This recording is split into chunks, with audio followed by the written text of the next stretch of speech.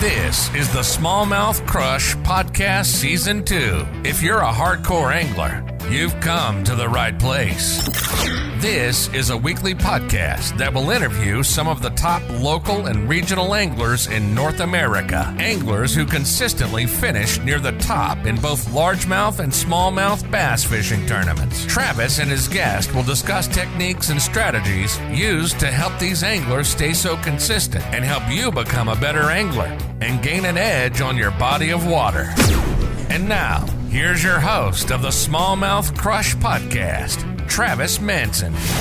Hello and welcome to the Smallmouth Crush Podcast. My name is Travis Manson. Another great week talking with the local and regional bass fishing sticks across North America.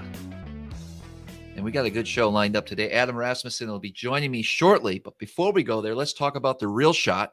It has quickly become a go-to shop for bass anglers across the country. A vast selection of some of the most sought-after brands in fishing.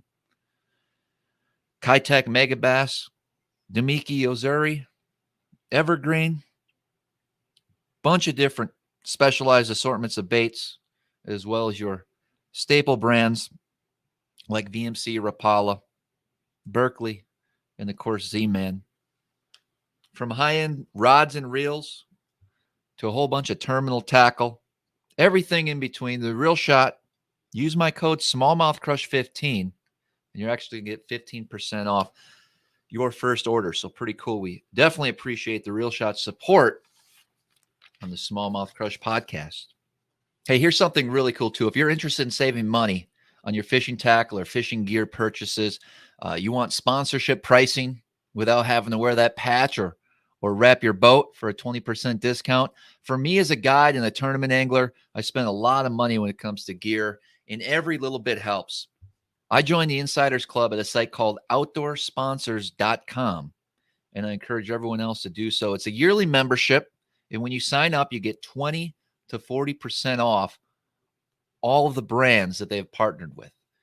It's super easy to sign up, and I'm going to give you a code that will actually give you 50% off your first year's subscription. It's a no-brainer. You got to do this. They have top brands like Bass Mafia, Rapala, Teenage Marine, heck, even like Aquaview cameras. There's over 80 brands so far. So head on over to OutdoorSponsors.com and use my code CRUSH50, all caps, CRUSH50, to save 50% off your year's membership. It definitely pays for itself. I encourage you to check them out. OutdoorSponsors.com. Perfect. Let's get into it. Let's bring our next guest on. Adam, how are you doing? Awesome. Yourself? Good. I'm excited to have you. You definitely know how to catch some fish, and you're actually from my old part of the country, Wisconsin. Love it there. There's a lot going on, a lot of great fishing. Excited to talk to you about that. But I want to really, before we get into it, if you could take a moment and talk a little bit about your background, what you're up to now, and what are some of your plans when it comes to fishing in the future? Yeah, so just a brief rundown of, the start of my career. I started over in Wausau, Stevens Point area. That's where I grew up. Started guiding right out of high school. I fished a lot of walleye tournaments, and I always found myself fishing bass for fun. Took me a while to figure my life out, but I'd say, probably 7-8 years ago now, I started doing, strictly bass tournaments. Most of my guiding is bass. However, I do a lot of salmon and walleye fishing as well. But long story short, I moved over to Sturgeon Bay about 6 years ago, and I fell in love with the smallmouth fishing here. As a lot of people know, it's one of the best places in the country. I mean, 30-pound bags are not unheard of, and lots of big bass, a lot of opportunities. So I got my captain's license. Now I'm living over here. I guide bass, walleyes. I run 2 salmon boats during the summer as well. So a lot of stuff going on, a lot of cool things. So I've done quite a few bass tournaments in the last several years, from Classic Bass Champions Tour over in Minnesota. And this past season, I started fishing the Bassmaster Opens. I did the Southern and Central divisions. Kind of got my feet wet in that. obviously it's something I want to pursue. I want to make the Elite Series. That's my goal. So this year I've signed up. I just got confirmed a couple days ago. I've been sweating it out for a couple weeks, but I'm confirmed in all 9 of the Bassmaster Opens. So cool. So you're signed up for all 9 events. That's going to be a lot of fun, a lot of challenges that go along with that. What what body of water are you looking forward to the most? I haven't fished down south until last year. Outside, I think I went to Kentucky Lake once and I went to Table Rock once. So I'm not real familiar with all the lakes down there. I wish we were going to, like the St. Lawrence or something, an epic smallmouth fishery out of these 9, but we're not. I guess the one that I would look forward to the most is probably Cherokee. At that time of year, it should be a pretty good bite. But heck, I look forward to going to Florida in January. It's cold here. We get to go back down south, put our shorts and flip-flops on, and catch some giant largemouths. So they're all going to be fun. Are you still going to have some time to be able to fish tournaments locally as well? A few. I'll probably fish the ones here in Sturgeon Bay, and that'll be about it this year. So, gotcha. And I'm trying to run a guide service full time as well, the ice fishing as well as open water. So I have my hands full. But I'll try to fish as much as I can. That is a lot going on. What attracts you to the Sturgeon Bay, the Door County area? Obviously, it's great fishing. Do you stay fairly booked throughout the year guiding in that zone? Yeah, there's a lot of tourism here. The coolest thing that I've learned from guiding here is how easy, I shouldn't say it's easy, but nothing's easy on the water, as we all know, but it's a fairly easy task to get somebody their personal best fish, whether it be a walleye, a bass, a salmon. We have such great fishing here, and everything seems to be big. When I'm guiding smallmouths in May, June, into July, and in the fall, I mean, it's crazy how many big smallmouths people catch, and they're not used to that. I mean, a 5-pounder is a common fish here, and other parts of the country, a 5-pounder is a true giant, and that's heck, I don't even take pictures of myself with them unless they're 6+ now. It's crazy how many big bass there are. Oh, that's true. What would be your favorite place to fish if you could pick one body of water just to go out for the day to have fun? I would have to say I learned that this last August over in Minnesota at the Champions Tour, Pelican Lake. I don't get to do a lot of largemouth fishing up in the North Country. So in the Champions Tour, most of those tournaments are over in Minnesota, but I fished a tournament on Pelican in August, and I set a new record for catch, weigh, release format fishing. I had 247 pounds of bass for 98 fish. So they're all quality, nice fish, and to put numbers like that up on a little lake in northern Minnesota, it's maybe 6,000 acres. It was pretty unreal. I'd like to go there for fun when nobody else is on the lake and they're not getting pressured at all. I mean, that could be epic, insane fishing. Talk to me about this format. So this is somewhat new. Obviously, a lot of people are familiar with the MLF format at the tour level, but that's kind of trickled down now as well. So Classic Bass started the Champions Tour, I believe 5 seasons ago, and it's just like MLF. It's catch, weigh, release. You get a bass, you can't allow it to touch the side of the boat or anything. No nets. You have to hand land them. You have a marshal in the boat. Put it on the scale. Weigh that fish. You drop it on the floor. It's a 2-minute penalty. If we break off on a dock, it's a 4-minute penalty. So you're always concerned about fish care and basically breaking off on a dock is a littering fine. So you're always thinking about those things because you don't want time knocked off throughout the day. But anyway, you catch that fish, put it on the scale, weigh it. The marshal puts it in the app so everybody can follow this stuff live throughout the day. Excuse me. So obviously Pelican Lake's full of big largemouth. Did you have like a practice period as well, or how did that work? We did have a practice period. I think I was there for 4 days. So what I did, the whole lake is basically solid weeds. There's cabbage and milfoil. So when you find a lake like that, you want to try to find something different. and I noticed there's all these little rock islands. And when I started practice, anywhere you could get on that rock weed transition, you could catch fish. However, there's only so many islands in the lake, and there's 50 boats, and they're all great anglers. It's a tough crowd to fish against. I knew like that shoreline related stuff wasn't going to hold up. That was going to get beat up throughout the week during practice. And then you're going to have to share water with everybody else fishing the tournament. So I took my hummingbirds and I went and I idled, and I started finding offshore rock piles in the weed beds. And those are all key feeding spots for those fish. I think I found 14 of them through the lake. I only fished 2 the whole day of the tournament. I picked the 2 that I thought would have the most fish on them. I started there. Fortunately for me, I was able to stay there all day long and caught 98 bass off 2 rock piles that are the size of my Vexus boat. Wow, that is crazy. What was the technique? How did you approach that? So in the morning, I started out, we had a little bit of wind, overcast. I started throwing a Z-Man jackhammer, catching all the active fish.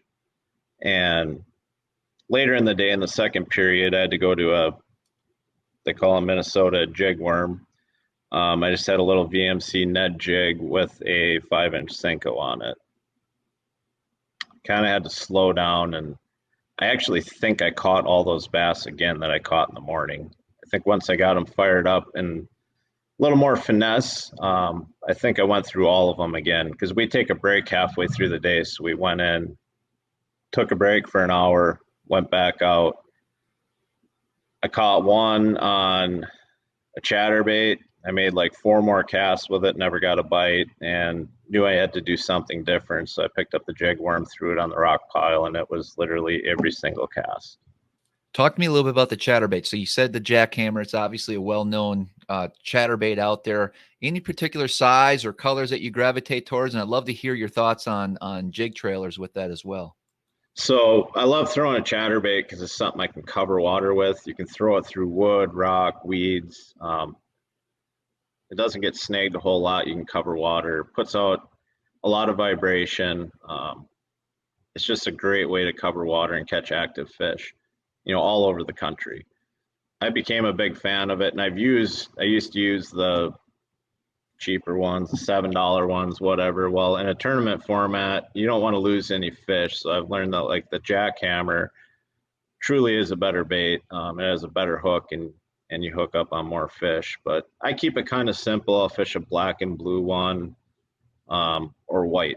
If there's a lot of shad around, I'm going to fish a white one. If I'm fishing dirty water or there's bluegills around, then I kind of lean towards that black and blue color.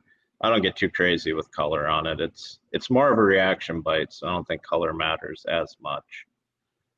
And then for a trailer, like I'll fish a 13 fishing churro swim bait on the back of it, just something with a large boot tail just to add some more thump to it. Mm-hmm. There again, keep it simple. I kind of match that to the color of my chatterbait. If I'm fishing a white one, I'll fish like a clearer white trailer on it. Black and blue, I fish a black trailer. As far as the bait itself, pretty basic. I do have a couple questions with that, because especially when I fish it around hardcover and maybe even docks and stuff, every once in a while when you nick that blade, the black and blue and even the green pumpkin are black. When you start chipping that, if you're throwing that chatterbait quite a bit, I've always curious, guys that throw chatterbaits on a regular basis, you'll sometimes get that little silver shining through on that blade. Does that bother you, or does that make you want to change it and put a fresh one on? Or what are your thoughts on that? I'm just curious. I think the more beat up it is, the better it works. I think, yeah, hang on here. Sure. So that's the one that I threw at Pelican Lake. I mean, that is went through the ringer. There's hardly even a skirt left on it. Wow. I finally retired it because the hook's still down, but right. But yeah, I mean, throw it until the paint's knocked off of it. They keep biting it. What's your rod and reel setup typically for that? So that one I'll fish like a 7-3-1 geared reel. I like to fish. I use Suffolk's fluorocarbon 17-pound test. And then I fish it on a 13 Fishing Envy chatter. They make a chatter crank rod. It's a 7/4 rod. It's kind of similar. Well, it's called chatter crank, heavier crankbait rod, but it has a lot of flex in it. So it allows when those fish bite, that rod loads up. You're not pulling the bait out of their mouth. If you throw it on just like a heavier rod, like a flipping stick or something, it seems too heavy and you miss a lot of fish on it. So you want something with some give so you don't miss those fish when they bite it. Well, great stuff on the chatterbait. What would you say is your favorite way to catch bass as far as technique goes? Throughout the country, if I have a way that I could go, if I could pick the way I wanted to catch them, it would be throwing a crankbait. I like to throw a lot of Rapala DTs, something that allows me to cover water, similar to the chatterbait deal. I think a crankbait is the one bait you can use just about everywhere and catch bass on them. Outside of that, like in the smallmouth world, where I'm from in Sturgeon Bay, my favorite thing to do here is throwing an umbrella rig. It's pretty unreal in the spring and the fall when those fish are schooled up and you can get their attention with this big mob of blades and baits going through the water, how many big bass you can catch on them. And that's my favorite thing to throw. Is that something you're going to throw year round, or is it time specific to the spring or the fall, or do you always have one tied on and ready to go? I always have one tied on ready to go when I can use them. Unfortunately, a lot of the tournaments I fish, we can't use A-rigs or umbrella rigs. However, if I'm just going fishing for fun or I'm in a situation we can use it, I keep one tied on all year. It's something I'm really going to concentrate on throwing early in the spring. Let's say like 48 to 55, 56 degree water seems to be key in the spring for smallmouths, and largemouths aren't too far off from there. And then in the fall, when that water starts getting down into the low 50s, all the way down to 40, I'm going to have one rod locked in my hand, and that's it. So I know a lot of tournaments don't allow it. And let's say you were on an A-rig bite or an Alabama, it's the right bait of choice, but you're fishing a tournament where the rules don't allow it. Are you still going to try to target those fish that you would have tried to catch them with an A-rig, or are you going to do something totally different if it isn't allowed in an event? I'm going to do something totally different. There's nothing that compares, huh? It seems like one of those deals, like there's days that we'd be able to practice with it and you could cover some water and find some fish. You can go back to those spots after catching them on an A-rig and they won't bite anything else. So, if I'm going to an open or like the Sturgeon Bay Open here, I won't even have one in my boat because I don't want to be tempted to throw it because I'm going to be on some stuff that you're never going to catch them on other tackle. It's kind of weird like that. It's definitely a great bait to put some great fish. I mean, some of my best days I can think of on the Great Lakes is throwing an A-rig, and it's there's a lot of different ways to throw it. I'd love to hear your approach when it comes to, let's just start out in the springtime. I want to know if you're fishing deep or if you're fishing shallow with it. Love to hear your favorite umbrella rig out there as far as the brands that you use, as well as, the plastics that you use on that. Throughout the year, I kind of keep it the same. I throw the same one, the same jig, same plastics.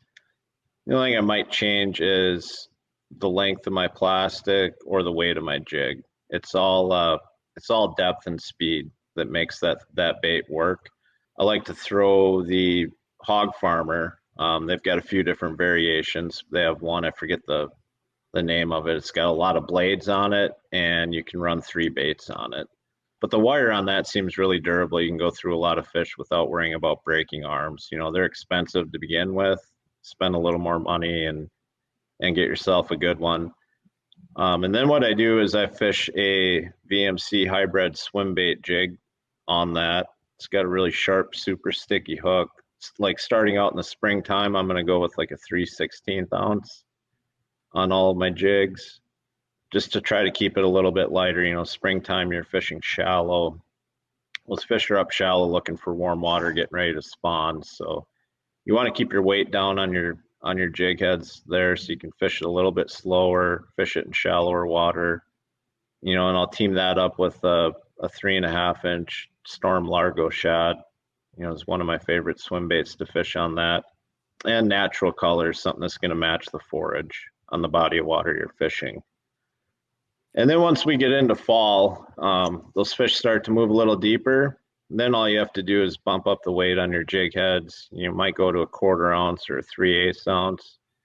And then a lot of times the forage is a little bigger, so I will bump up to like a 4.5-inch Largo Shad, you know, a little bigger swim bait in the fall. Can you describe that? So the Largo Shad, I'm not real familiar with that. Yeah, it's actually the Largo Shad started off as a saltwater swim bait. And it was a great swim bait, just needed to be marketed a little bit different. And Storm makes it under the Rapala name. So it's just a fat bodied, it's a 2 3/4 and a 4.5. They're coming out with a 3.5 this year. Just a boot tail, paddle tail swim bait. We came out with some different colors for freshwater, and it's been really a really good bait the last year and a half. I've been using it up here. Very good. As far as line, are you a braid or a straight fluoro when it comes to A-rigs? I go right to fluoro. I know a lot of guys like throwing it on braid, but it's kind of the same thing we just talked about with like throwing a jackhammer. You want them to get that bait in their mouth, so you want a little give there. So I fish it on 20-pound Suffix fluorocarbon and actually throw it on a NV711 crankbait rod. You know, so there again, same concept. I want something with a little give and a little flex. A lot of times when you're reeling that thing in, you'll feel them bumping it. You know, they might come up and they're hitting the dummies or the blades, and you might feel tap, tap, tap. Well, the whole key is you don't want to set the hook when that's happening because they're just coming up and tasting stuff.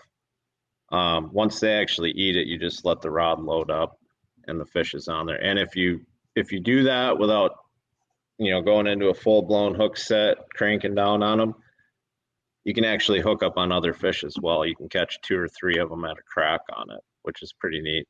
So when you feel that bite, you're not just setting the hook, you're not jerking the rod, you're letting that load up properly. And then oftentimes, especially when you get around the big school, you're able to catch a couple at a time. I've only done that a handful of times. Is it a common experience for you when you work that bait that way? If you're in the right school, it is. It doesn't work every day. It doesn't happen every day. But if you get in a big enough school of hungry smallmouths, man, you can catch two on every cast, it seems like. Sure. But the whole key is not getting excited and letting them load up on that thing. That's why the fluoro is so important to me. If you go to like a braided line, in our blood to just set the hook right away, right? You feel a tap and you want to set the hook. So you want something that you can take the feel away a little bit and slow it down. That's my whole key with the A-rig that I think a lot of people miss out on. So Adam, obviously you're a great tournament angler. You consistently catch them. What would some advice you could give to other anglers that are looking to improve their game when it comes to tournaments? You know, what separates you from the pack? And, you know, what makes you so consistent out there? That's a good question, Travis. I think being a good tournament angler means you have to be really versatile. You can't be good at just one thing. You have to be good at a lot of different things. You're not forced. Like if we go out for fun, you know, hey, the weather's not right. I don't want to go today because I can't catch them this way, or, you know, things like that. If you're fishing a tournament, you don't have a choice. You have to go no matter what the weather is, where the lake is that tournament's on, and you have to figure it out. So you have to be good at a lot of different things. I think that's what sets myself apart from others. Being versatile, I got to keep an open mind. That's a huge one. You can't be closed-minded. I find that I'm good at doing a lot of different things. And I think I've learned that through guiding. I mean, I have to I have to put my customers on walleyes.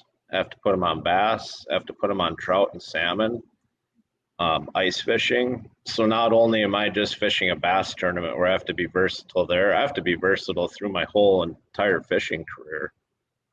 So I keep a really open mind, and I, take something that you learn, tuck it in the back of your mind, and build off of that. And that's how you learn new things, and that's how you win tournaments and be successful at it.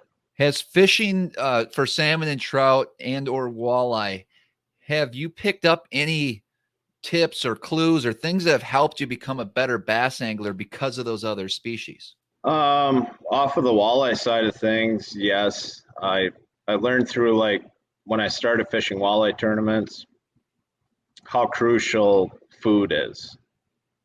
Fish aren't that smart. All they do is swim and eat. If you find their food, you're going to find the fish not far away, and then you figure out the pattern that's best to catch them in that spot or environment. So that's the big thing is that I've learned, and I think it came from walleye fishing. Walleyes are so nomadic. Everybody thinks they're really hard to catch. They're not hard to catch. They move a lot. You can pull up on a spot, and an hour later, they're a half a mile away from you. And it's all relevant to food and what they're feeding on. And you take that into the bass fishing world. The one thing I've learned down south real quick is everything's reliant on the bait, the shad, whatever the forage is. You have to find all of that food, and you're going to find, generally the biggest fish in the lake are going to be close by. So I also want to ask you if there's areas of weakness or areas of improvement that you like, whether it be a technique or just something you don't do that often. What's an area that you kind of want to maybe improve upon in the future when it comes to fishing? I learned, this is my biggest one that I need to work on, not getting greedy. So many times you think it's going to take more to cash a check or win a tournament than it really does. I shot myself in the foot a few times down south this year where I got greedy and I was trying to catch, 5 quality fish over just getting 5 bites. And you come in at the end of the day to the weigh-in and it's like, man, I just wish I would have went and caught 5 line burners and I would have been a lot better off. I had a chance in the Southerns. I was up there for possibly making the elites, but at Lake Norman, I got greedy, and that's my biggest weakness. I catch myself doing that too many times in tournaments where you're trying to go for it all right away, and you just try to win. That doesn't work. You gotta go out, get yourself a limit, a decent limit, work off of that, stay calm, stay cool, and let the cards fall where they may. When it's your time, it's your time. I know you mentioned you're a very versatile angler. What is a technique that you just cringe when you know you have to use it, but you don't really want to? Do you got anything like that? I don't really have a technique, but I guess you could call it a technique. Dock fishing. Absolutely freaking hate it. My least favorite thing in the world to do, and trying to force myself to do more of that too. A lot of these lakes down south this past year, they were one on docks, and I will spend my whole entire week of practice doing something else, trying to figure something else out so I don't have to go near a dock. I hate it. I wish it'd be outlawed. We can't throw umbrella rigs. I wish we couldn't fish docks, but Well, you brought up a good point. When you were on Pelican, you talked about the bank, and I'm sure there was docks and stuff like that, and just the fishing pressure. Is that kind of what steers you away from docks because it's the obvious stuff that a lot of people hit? Yeah, I'm an off the bank, offshore fisherman.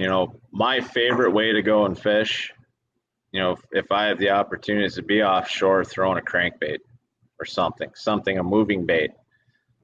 That just gets in my head that I look at the bank and you look at all the docks and there's guys on all of it every day, and those fish are constantly getting beat at.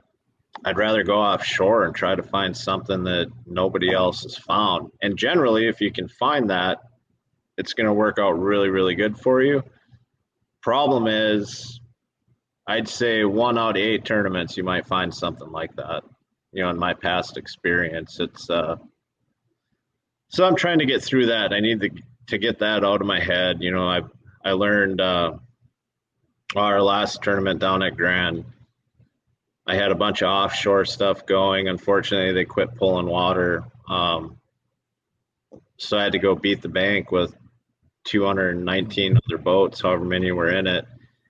Once I got it out of my head that I needed to do that, I went behind guys and I caught fish and I did fairly decent down there. So it's something I need to work at. That's my one true weakness is worrying about what's in front of you. You might have 4 boats on a bank in front of you, but if you're doing something a little bit different, you can still pick up fish behind people.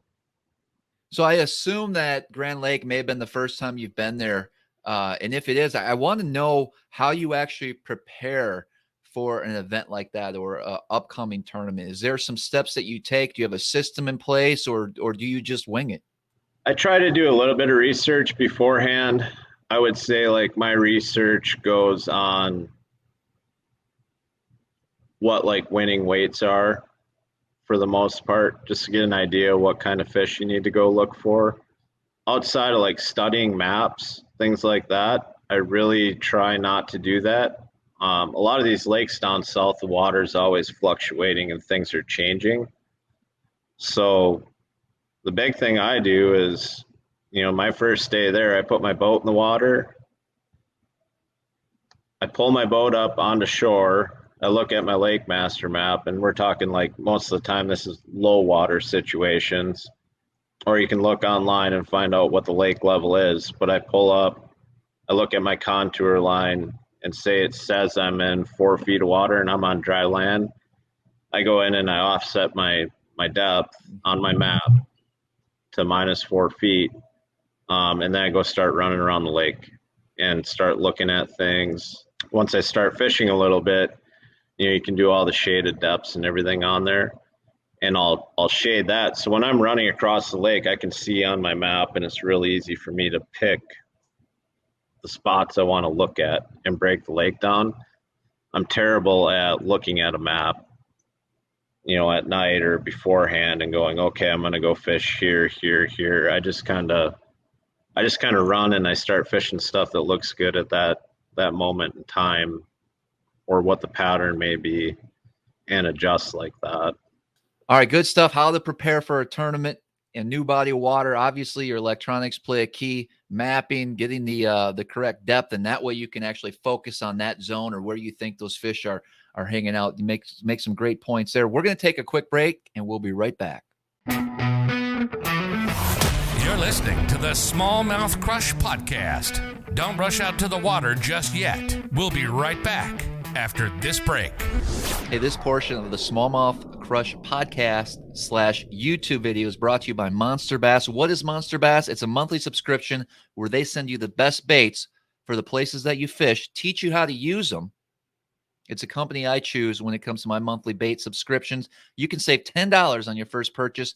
Head on over to monsterbass.com, enter the code SAVE10, and sign up. They got a huge selection of tackle as well. Over on their tackle section of their website, bunch of tungsten.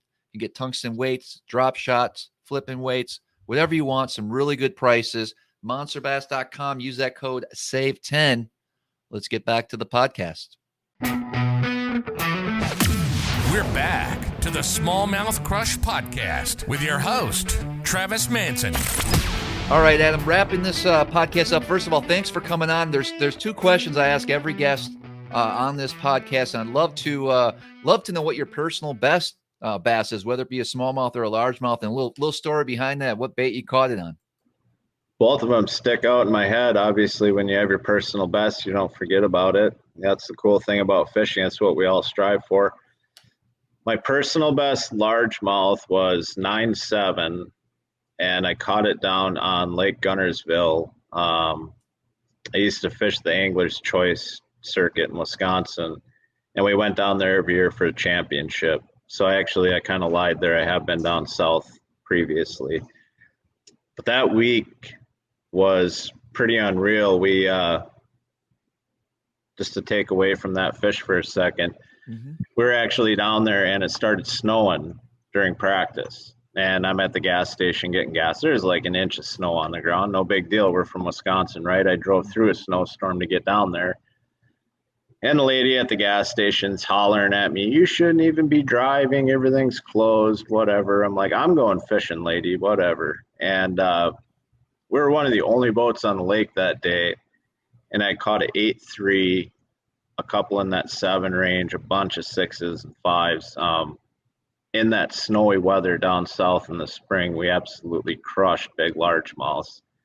So it got me all excited. You know, that's cool. I crushed my personal best largemouth like 10 times in one day. And then we went out during the tournament. Unfortunately, I had some motor issues after our first spot, but that first spot in the morning, we're just kind of fishing a little marina deal, and there was a lot of shad in there, and those fish were schooled up in the mornings, and caught it on a rattle bait, caught a 9.7 during the tournament. So pretty jacked up about that. It's hard enough to break a personal best, and then when you can do it in an event where there's money on the line, it's even better. And then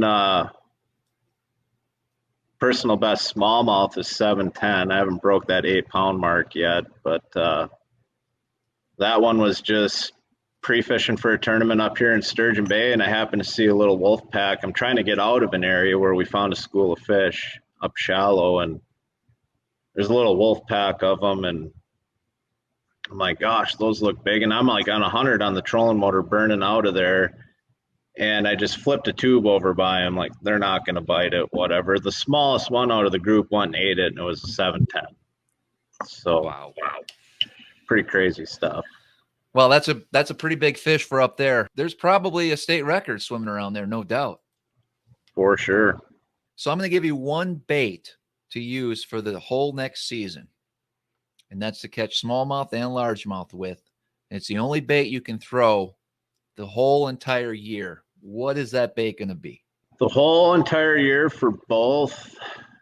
Oh, man, that's a tough one. To try and catch brown ones and green ones both on the same bait, I would have to say, just knowing how smallmouths are in clear water, I don't have a lot of faith in throwing a crankbait or anything, but give me that VMC hybrid swim bait jig with a Largo Shad on it. I would say that's probably the one thing that you could go anywhere. You could take a swim bait with you and catch bass on it. And it's versatile. You can fish it shallow. You can fish it deep, high in the water column, low in the water column, through structure. That'd be the one thing I would pick as a swim bait. So a lot of confidence with the swim bait as far as being able to cover different depths, different situations that you run into. You did bring up a good point. You mentioned crankbaits earlier, and you talked about the DTs, and I assume you're throwing the DT4, 6, 10s, 14s, 16s, that whole range. That's one of my favorite crankbaits out there. And you kind of hesitated. You were kind of leaning towards a crankbait. So before we go, I want to dig into that a little bit with you. Talk to me about times of the year and places you're going to throw a crankbait more often than not. Let's stick with the Rapalas, because I'm a huge fan of them. I think they're amazing. I think they run great. They run true. They cover a lot of different depths. I think the color patterns, and I just think the way they work, it puts fish in the boat for me. So yeah, when I said that earlier, when I would throw a crankbait pretty much anywhere for anything, I kind of had largemouths on my brain. However, it is a great smallmouth bait too, but when I think of smallmouth waters, I'm always thinking of deep, clear Great Lakes stuff, and you can catch some on crankbaits, but wouldn't be my first choice. But as far as like fishing largemouths or fishing dirty water, I love to throw crankbaits. It's something that you can cover a lot of water with, and if you take just like that DT line, that seems to be the one crankbait. Somewhere in that lineup, a DT 4 or 6, we have an 8 coming out now, a 10, 16, 20. You can cover the whole water column. and it's a balsa wood crankbait. It works great in cold water. I catch them in the warm water down south as well. So that whole lineup makes you really versatile as far as where you can fish, what depth. They have a lot of good colors. You know, if you're looking to pick a color, one thing that I do if I'm fishing cleaner water and they're really on the shad or like the white bait, minnows, whatnot, I'm gonna stay towards like that white end of the spectrum, you know, and mimic those shad. You know, a lot of times if I'm fishing rocks, say like the Mississippi River, and I'm fishing a lot of like riprap stuff, I'm gonna go towards like the crawfish or you know, the demon, your chartreuses, like more craw colored stuff that's gonna stand out a little bit more. I think those fish are keying in on other things on that riprap. And then just, you know, the good old dirty, muddy water, I'll go to like a Caribbean shad. You know, that's my favorite dirty water color. It's got a blue back, a yellow side, and a little bit of orange on the throat. So it's really easy for them to pick out and find in that dirty water. And then another thing that I always try to do, I want that thing grinding the bottom.